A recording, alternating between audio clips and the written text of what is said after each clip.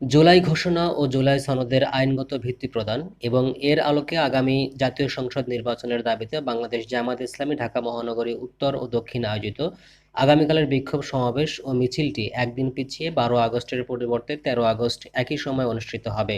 এমনই একটি জরুরি বিজ্ঞপ্তি প্রকাশ করেছে বাংলাদেশ জামায়াতে ইসলামী ঢাকা মহানগরী দক্ষিণের আমির জনাব নুরুল ইসলাম বুলবুল।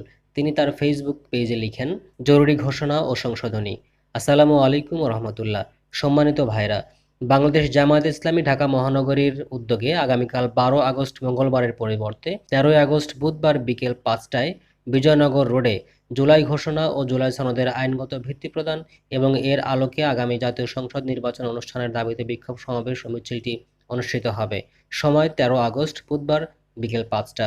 স্থান বিজয়নগর রোড, পানির ট্যাঙ্কি সংলগ্ন স্থানে। উক্ত সমাবেশে সবাইকে দলে দলে যোগদানের জন্য আহ্বান করেন জামায়াতে ইসলামী ঢাকা মহানগরী দক্ষিণের আমির জনাব নুরুল ইসলাম বুলবুল।